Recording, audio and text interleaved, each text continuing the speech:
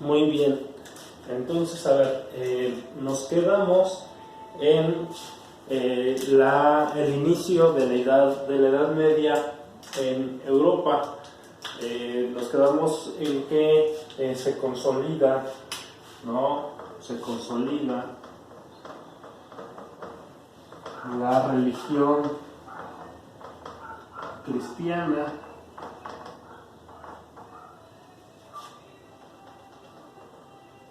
y se divide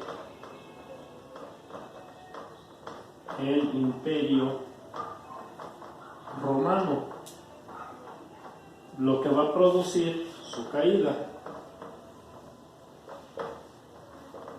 ¿Ok? Entonces, estos fueron los puntos que vimos la clase anterior de historia, donde durante el siglo 3 al 6 más o menos se consolida la religión cristiana, se divide el Imperio Romano y se produce su caída. Posteriormente comenzamos a ver cómo después del siglo V se empieza a configurar el sistema feudal.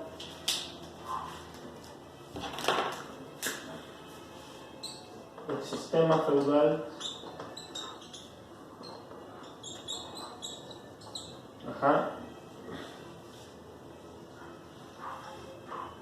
y la economía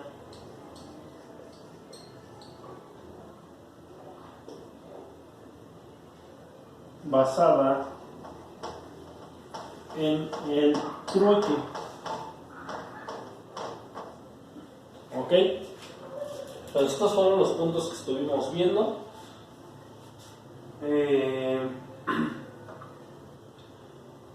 Para ello, ahora vamos a ver, para entender un poco más la Edad Media, vamos a ver a partir del siglo 8, más o menos, 9-8, cómo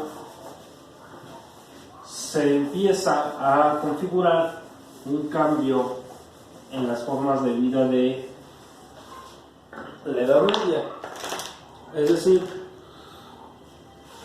a partir del siglo 9, en la Edad Media, va a surgir un modelo llamado mercantilismo. ¿Ok? ¿Qué es el mercantilismo? El mercantilismo es lo que le sucede, lo que es después, lo que va después del feudalismo. ¿A qué se refería esto? Al movimiento de especies y mercancías por parte de los mercaderes. ¿Ok? ¿Qué son los mercaderes?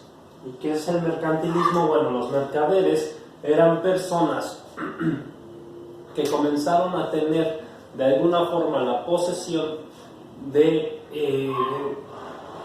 mercancías en sus manos, en su poder, y que empezaron ya no a moverlas por medio del trueque, sino que ya esta parte del mercantilismo ya incluía un valor a las cosas.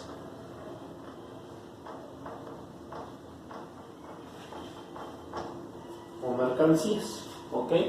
Por lo tanto, ese valor se va a ver representado con una moneda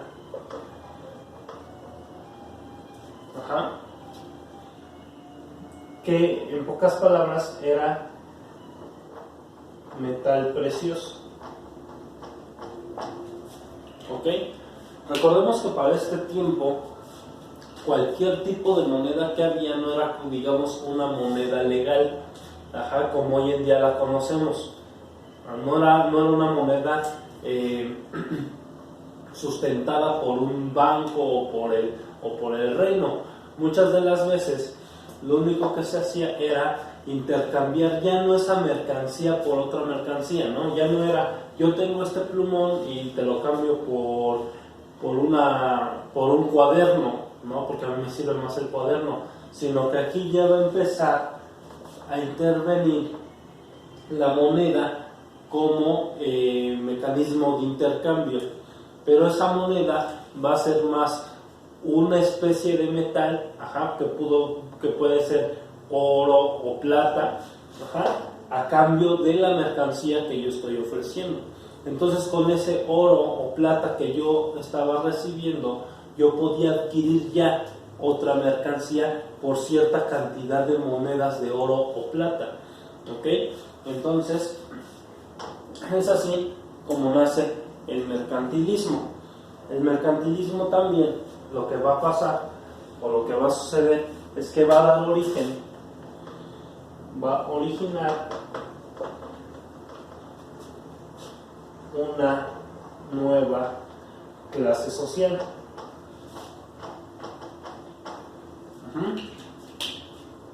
Recordemos que hasta este momento solo existía el rey, el señor feudal y los siervos, ¿ok?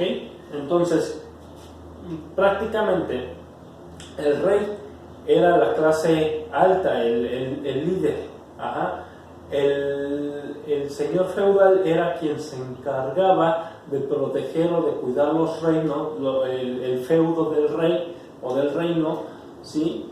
Y que prácticamente era un aristócrata.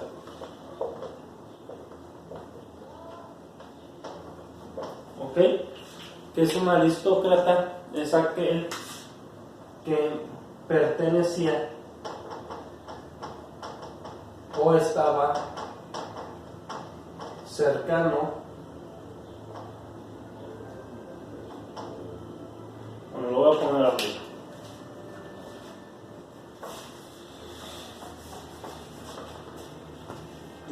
un aristócrata es aquel que pertenecía o estaba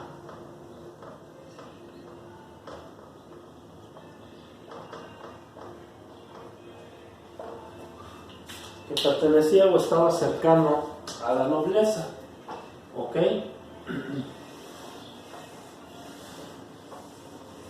Entonces, estos aristócratas, estos señores feudales, pues muchas veces eran familiares del rey,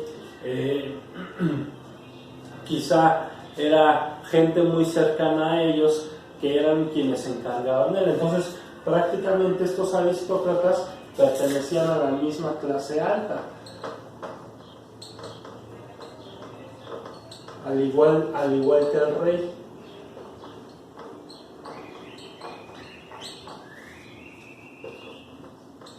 ¿Ok? Entonces, por lo tanto, en esta etapa de la Edad Media prácticamente había dos clases sociales, ¿no? Lo que eran los siervos y lo que eran los señores feudales y el rey. ¿Ok? O sea, pobres y ricos, no había más. ¿Ok? Entonces, el mercantilismo lo que va a hacer es que surja una nueva clase social, que va a ser la burguesía. ¿Ok? ¿Qué va a ser la burguesía? Va a ser aquellas personas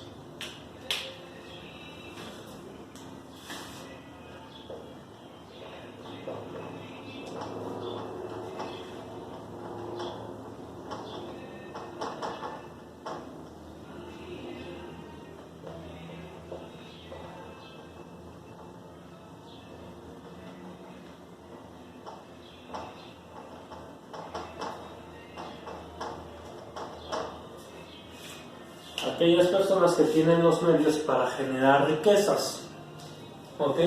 Entonces, para este entonces, había ya personas que por algún favor al rey, por alguna batalla conquistada, por haber hecho una buena obra, el rey o los reyes les cedían partes de sus feudos, o bien les daban como recompensa pues una cierta cantidad de metales preciosos. Entonces ellos, esta clase burguesa, esta burguesía, comenzó a tener un cierto poder, un cierto control de cosas en su poder, y eso va a permitir que empiecen a configurar toda una red de traslado y traspaso de mercancías de un lugar a otro. Entonces,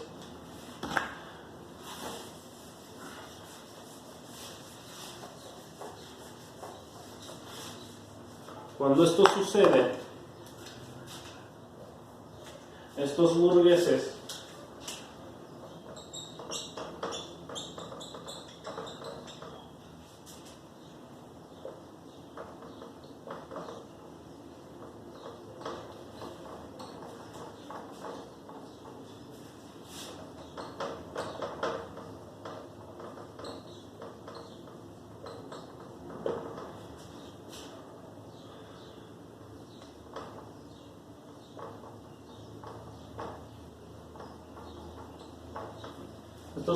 van a tomar el control del sistema económico en la Edad Media.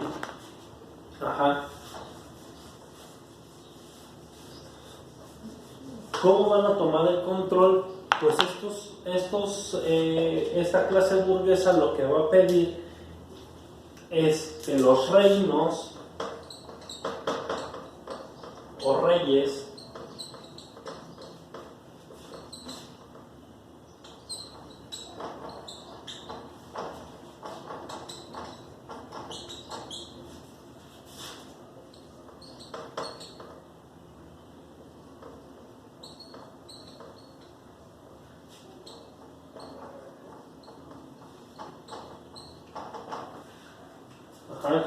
o reyes les den más libertad para desplazar sus mercancías, ¿sí? Recuerden que, como les había comentado, para este tiempo, a la entrada de cada reino o de cada feudo existía una persona que se sentaba a la entrada de ese reino. Lo que hoy conocemos como banqueros o bancos tiene que ver con eso, porque eran quienes le quitaban el impuesto a esta clase burguesa, ¿ok? Estos señores que se sentaban en un banco a la entrada del reino o feudo, eran personas que al llegar los burgueses, la clase burguesa, con sus mercancías, ellos cobraban un impuesto, para poder dejar que pasaran con la mercancía a ese reino o a ese feudo a venderlas o comercializarlas, ¿ok? Entonces, lo que aquí sucede es que estos burgueses van a solicitar que se les dé más libertad para desplazar sus mercancías. Es decir, ellos dicen: ya no queremos que estos señores, estos banqueros que están a la entrada del feudo, pues sigan ahí y nos sigan cobrando impuestos, ¿no? Por desplazar nuestras mercancías. Entonces surge una frase, en Francia sobre todo, surge una frase que se va a denominar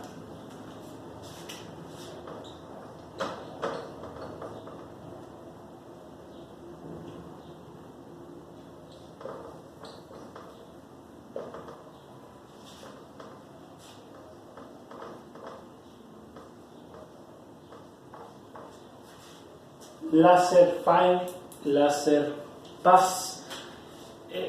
Esta frase lo que quiere decir es dejar hacer, dejar pasar, ¿ok? Ellos lo que decían es: déjame hacer con mis mercancías lo que yo tenga que hacer y déjame pasar a tu reino para poder comercializar y que estas mercancías lleguen a más personas.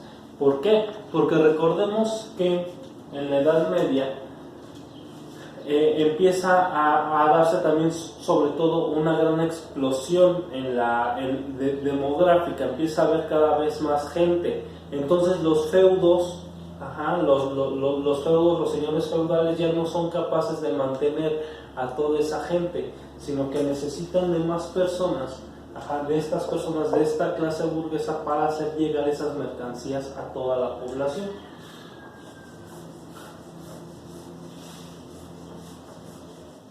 Entonces, cuando estos señores burgueses piden el laissez-faire paz, los reinos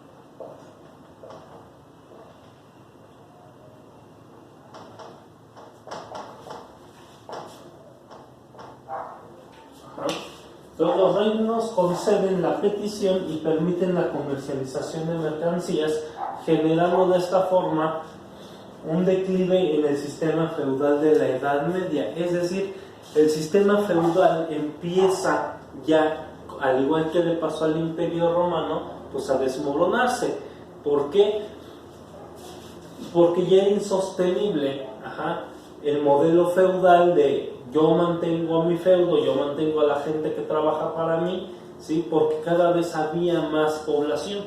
Entonces, cuando esto sucede, que empieza a generarse la clase burguesa, lo que sucede es que va a empezar a entrar en declive el sistema feudal, ¿ok?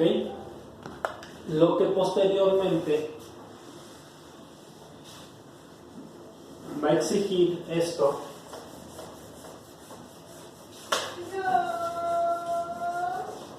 va a exigir, una vez que se produce, la producción de más mercancías y más especies para el consumo humano.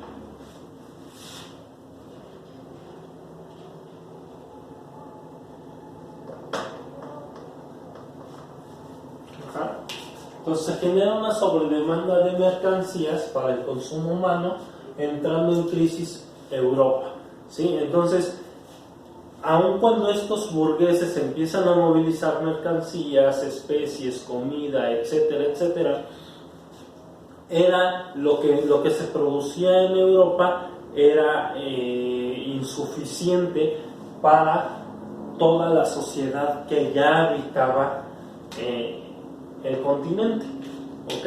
Entonces lo que estos burgueses comienzan a hacer es buscar nuevas rutas para encontrar más mercancías, ¿sí? Entonces se comienzan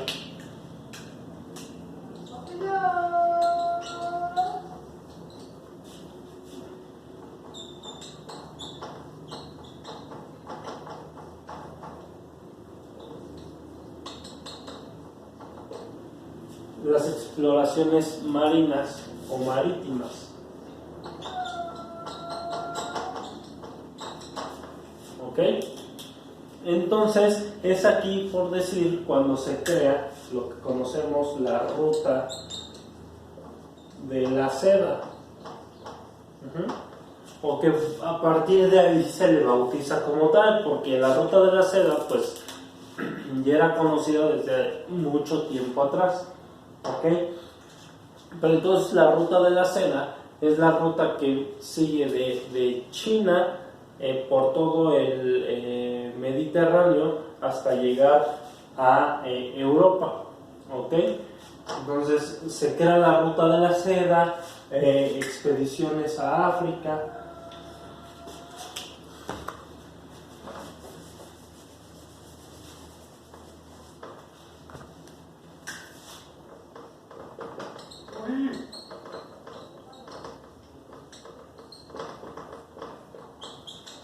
Expediciones a África que van a permitir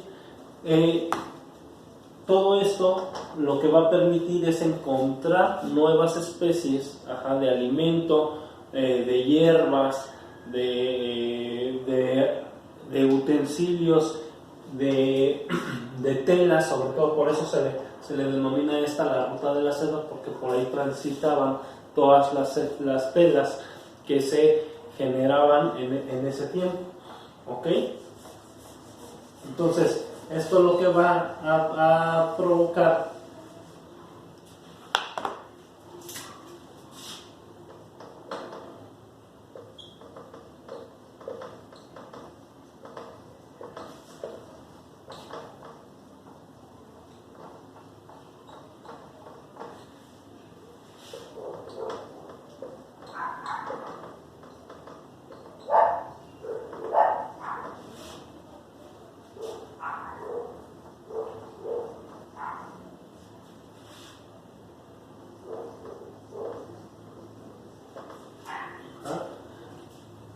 lo que va a generar es el descubrimiento de nuevas especies y la satisfacción del consumo europeo.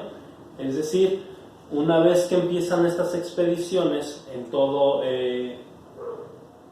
sobre todo en Asia y en África, pues entonces se satisface lo que ya la sociedad europea estaba demandando, ¿sí? Sin embargo, poco va a durar esto y se va a comenzar ya para el siglo, entre el siglo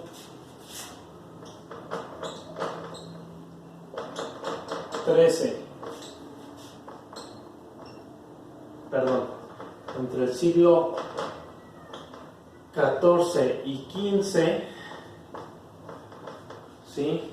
Va a comenzar ya una crisis en Europa, sobre todo por las guerras, ¿sí?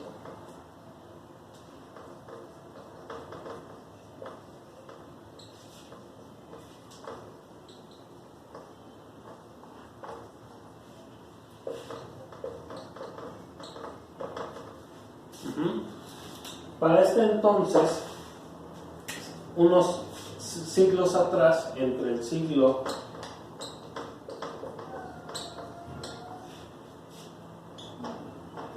XII y XIV, se libran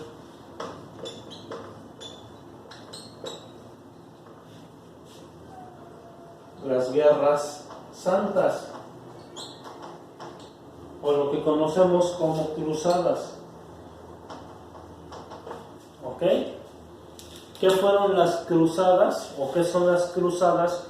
Es el intento de Europa por recuperar, sobre todo de la Iglesia, por recuperar las tierras santas, las tierras perdidas.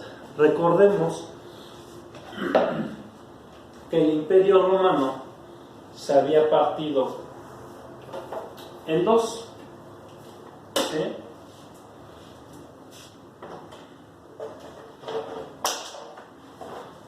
Entonces, tenemos aquí que todo esto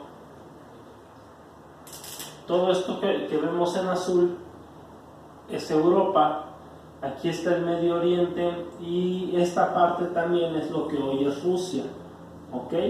Pero todo esto azul corresponde a Europa.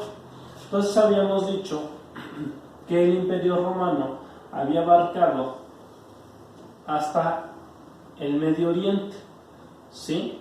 Entonces, cuando surgen las cruzadas aquí en Europa, recordemos que se había dividido en el Imperio Romano se había dividido en el Imperio de Occidente y en el Imperio de Oriente. Entonces, los que permanecieron con la religión ortodoxa, ellos reclaman o lanzan las cruzadas para recuperar las tierras santas, es decir, las tierras perdidas del viejo imperio romano. ¿Okay? Entonces hacen una expedición a lo que fue Medio Oriente, ¿sí? Para recuperar según ellos, las reliquias de la religión cristiana, que no fue más que el pretexto para recuperar las tierras como Jerusalén, lo que hoy es Siria, parte de Turquía, etc. ¿Ok? Entonces, las cruzadas consisten en eso, en invadir por parte de Europa el Medio Oriente para recuperar esas tierras. ¿Ok?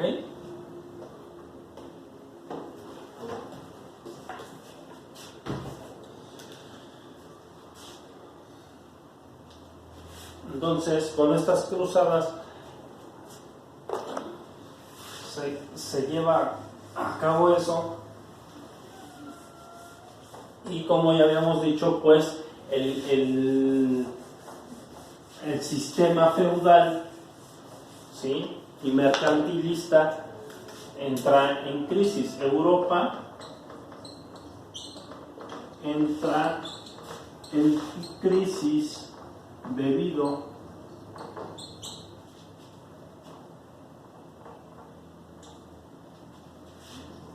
a las guerras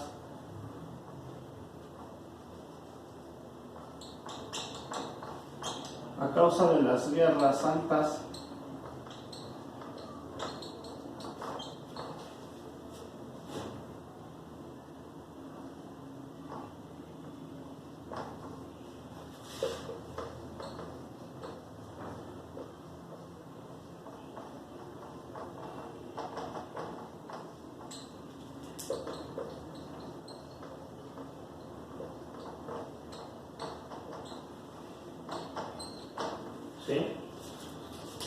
que comienza con el pretexto de recuperar el Santo Grial.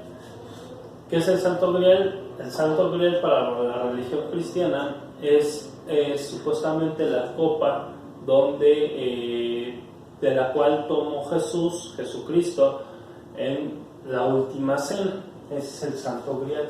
Entonces, con ese pretexto de recuperar esas reliquias perdidas y tan valiosas para la religión cristiana, se llevan a cabo las cruzadas. Sin embargo, solamente era el pretexto para recuperar realmente el territorio que se había perdido. ¿Ok? Entonces, cuando esto, a causa de las guerras, entra en crisis Europa, es porque comienza a escasear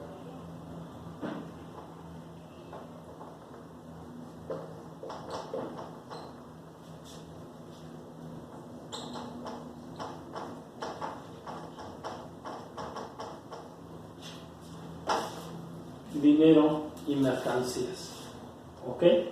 Entonces todo este sistema feudal y mercantilista empieza a entrar en crisis, lo cual exige que ya para el siglo XV se solicite por parte de los reinos más importantes de España, o los países más importantes de Europa, pues más expediciones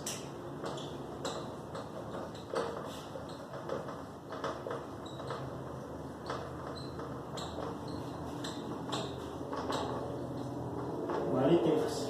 ¿Ok? Entonces, para este tiempo, Europa, a causa de la guerra, se encontraba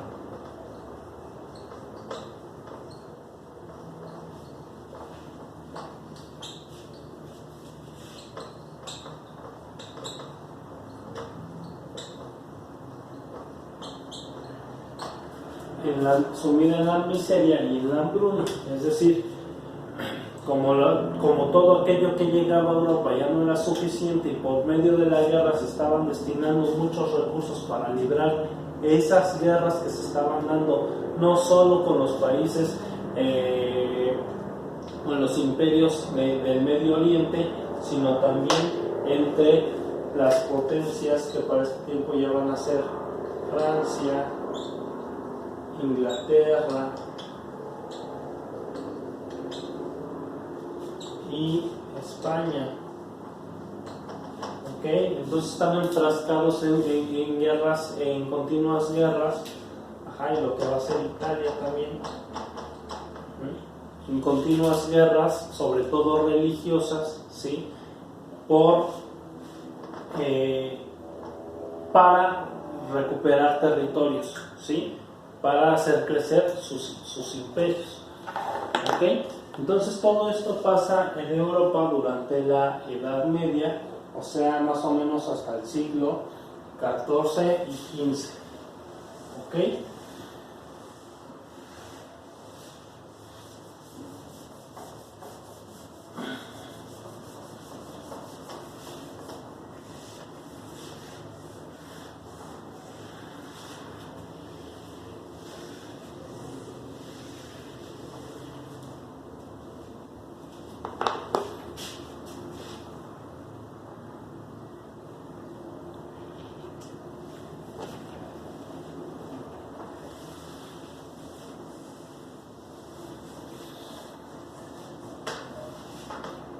Ahora, como lo hemos venido haciendo, pues vamos a venir más o menos,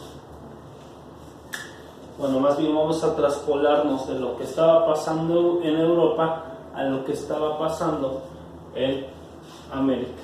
¿Ok?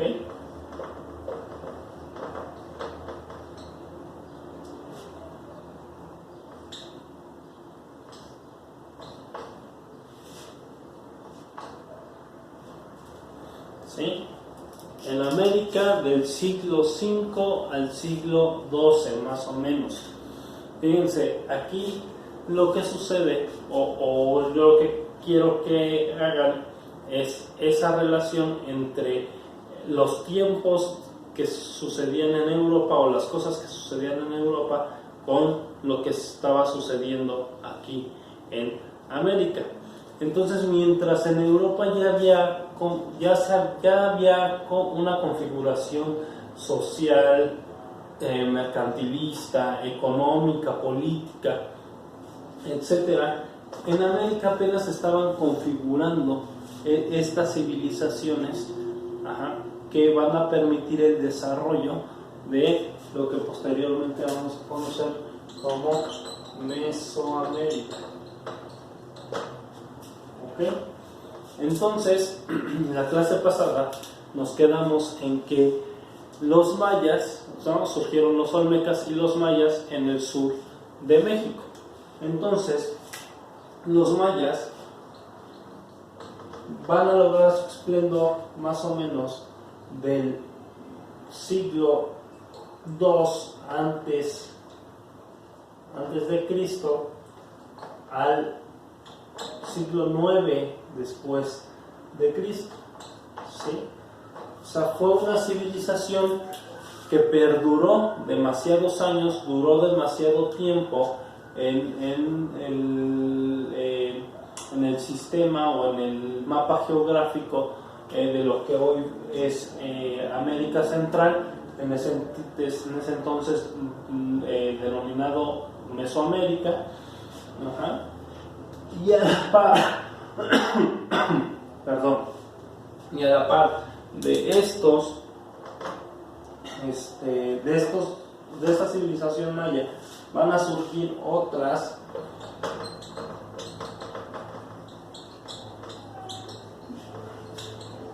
que van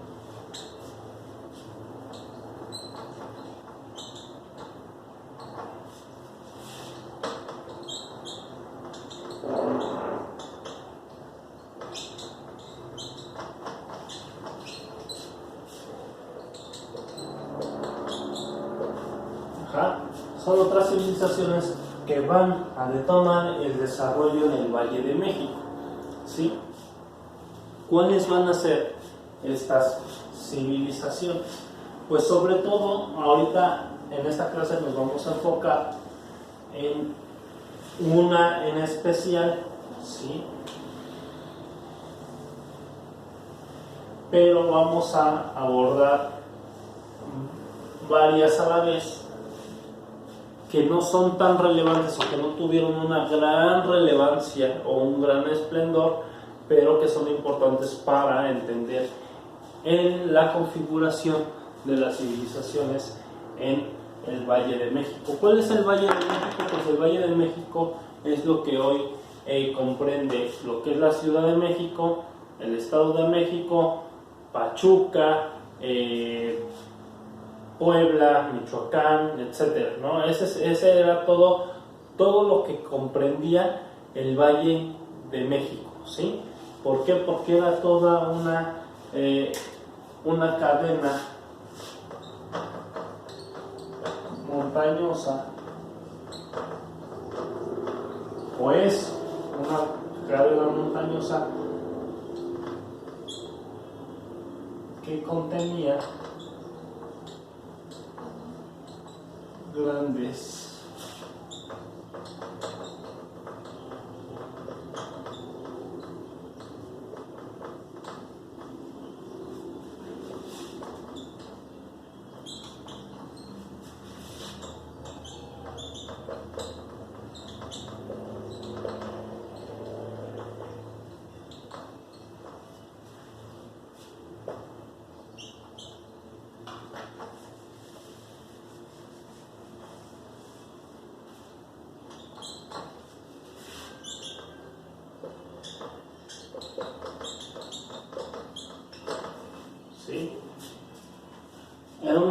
es una gran cadena montañosa que en aquel entonces contenía grandes mantos acuíferos, y una red de ríos que permitían la movilización de sus habitantes. ¿Ok? Entonces, para este tiempo, lo que vamos a tener es que va a surgir una de las ciudades y civilizaciones más esplendorosas de todo el Valle de México. ¿Ok? Entonces, vamos a empezar hablando de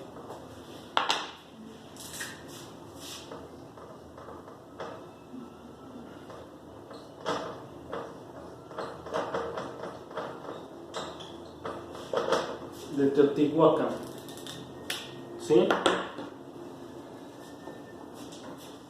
¿Qué es Teotihuacán? Pues bueno, es, como ya lo sabemos, la civilización que se estableció y creó su ciudad-estado.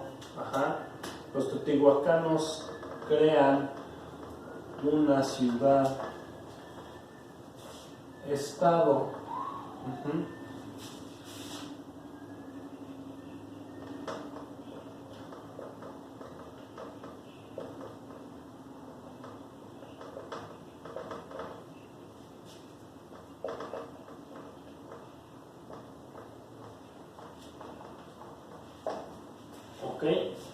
Crean una ciudad-estado en lo que hoy es el Estado de México.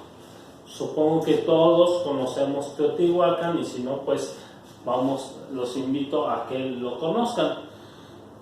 Sí, aquí principalmente Teotihuacán es muy conocido y reconocido porque ahí en esta ciudad se configura una de las plazas y ciudadelas más grandes e importantes de todo el mundo. Es decir, ni en Europa ni los imperios que ya existían en aquel entonces se configuró una ciudad de la magnitud y de las características que contiene Teotihuacán. Entonces,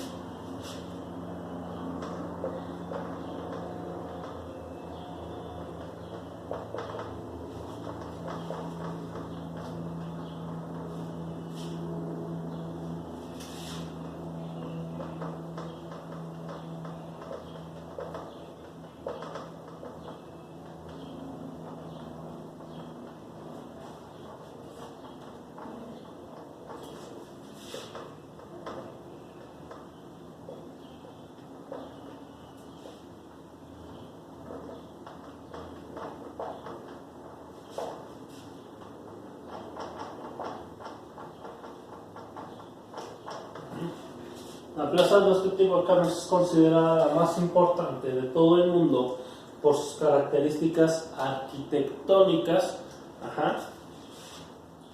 y distributivas,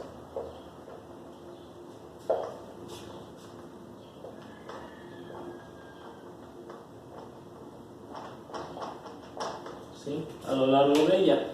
Es decir, si nosotros vamos a Teotihuacán, nos vamos a dar cuenta que era todo un conglomerado de templos, de habitaciones, de, podemos decirlo, casas, ¿sí?, que ya se configuraba en ese lugar.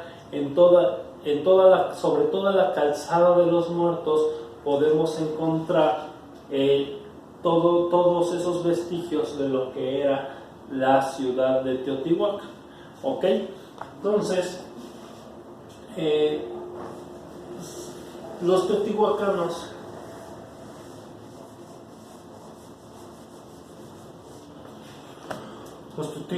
tuvieron un gran esplendor, desde el siglo, más o menos desde el siglo V, desde el siglo V hasta el siglo X,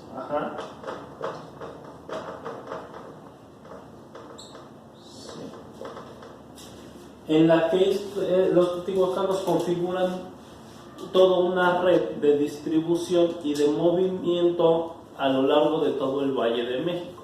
Es decir, se tiene bien sabido que los teotihuacanos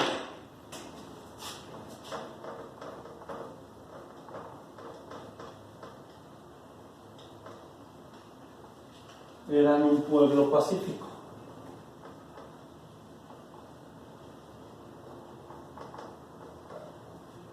¿Ok? Es decir, ellos no eran un pueblo bélico, ellos se dedicaban pues a la agricultura, la ganadería, llevaban a cabo el comercio, ¿sí? Llevaban a cabo también una gran práctica religiosa.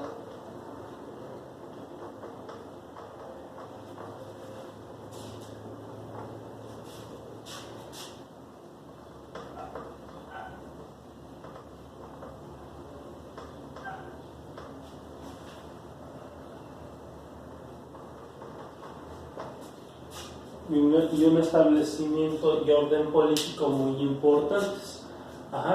Pero sobre todo lo importante aquí es esto, ¿sí?, el comercio. Los teotihuacanos comerciaron por mucho tiempo, incluso con los mayas, ¿sí? De hecho, la cultura teotihuacana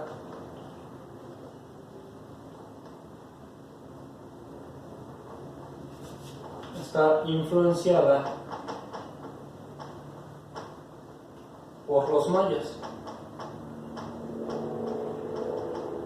Es decir, mucho de lo que los teotihuacanos sabían, conocían y hacían, se debía a la influencia que tenían de la cultura maya. ¿Ok? Entonces, los teotihuacanos lo que van a hacer es desarrollar todo este sistema arquitectónico en el Valle de México, una de las ciudades más importantes y más grandes del mundo, ¿sí? Y sin embargo va a suceder algo con esta cultura que hasta la fecha pues tiene grandes enigmas y grandes explicaciones por dar, porque los teotihuacanos, dice la historia, prácticamente desaparecieron del mapa del Valle de México, ¿ok? Y ahorita vamos a ver por qué.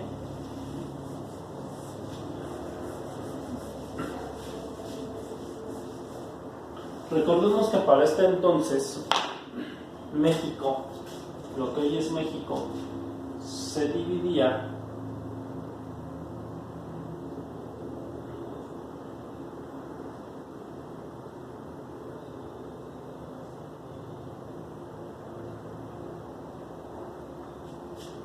en tres grandes zonas geográficas.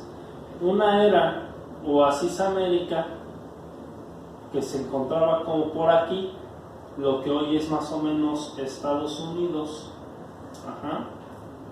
Luego teníamos Aridoamérica, que comprendía más o menos lo que hoy son los estados de Sonora, Sinaloa, Coahuila, ¿sí? Lo que es el norte de México. Y del Bajío, del Bajío, que es Zacatecas, Guanajuato, San Luis Potosí en adelante, se configura todo lo que vamos a conocer como Mesoamérica.